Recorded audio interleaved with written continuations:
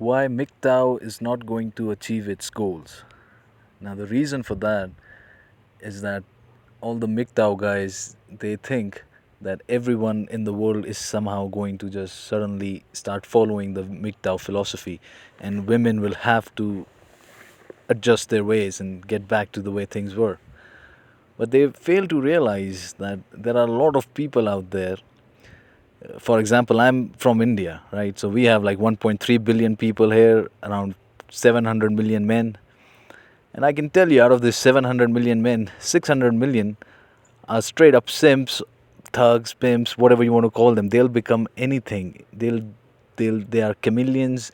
They will change according to the situation, whatever it takes to get what they want, right? So all the men in the Western world are talking about going MGTOW and how it's going to get women back to their senses, but they fail to understand that people around here in India, in Pakistan, in South Asia, and if you think these guys are bad, you have no idea about guys in the Middle East and Africa, how desperate they are to get out of their countries to get to the West, right? So they want to get to the West, they want the resources of the West, they want to get rich, and of course they want the women of the West too.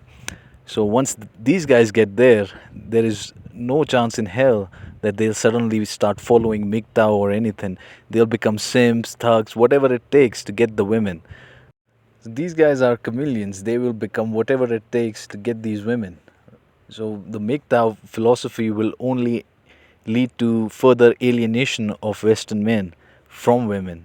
You think these women will suddenly become accommodating to the needs of men?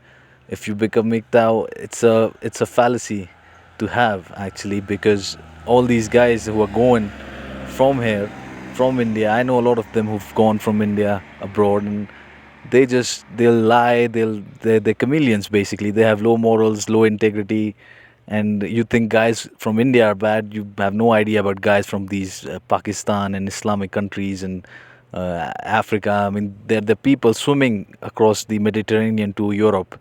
They're like taking their children in boats to Australia, America. They're throwing them in the sea to get the humanitarian aid so that they can get in.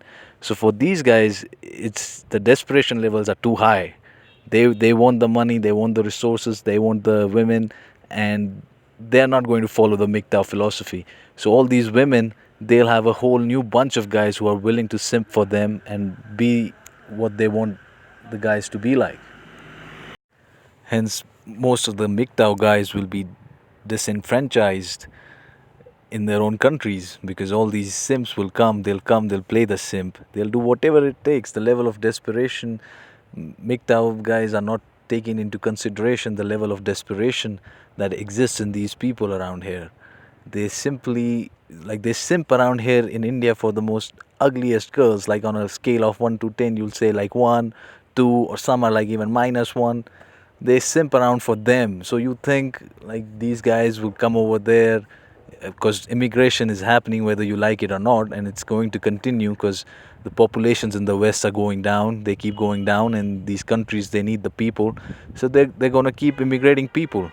And all these guys who are going to come from wherever the most population is. I'm not taking into account China or rest of East Asia, because those guys are like a different culture and they're still better.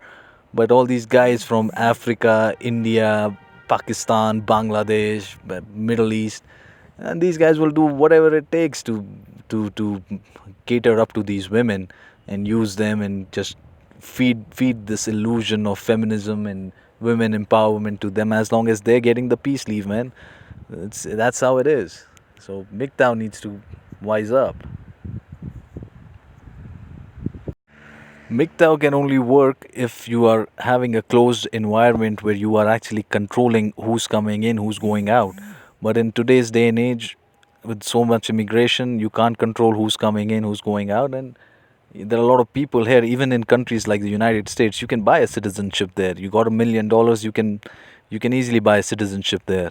And a lot of people have that kind of money in India and Pakistan and all these places in Africa. The wealth is there, and these people, not everyone's poor around here. These people have the money, and they're taking citizenships of these countries of US, Canada, Europe? Why do you think all these housing bubbles are happening in many cities in America and Canada? The housing costs are going through the roof. It's because all these immigrants are coming, they're buying land, they're buying properties.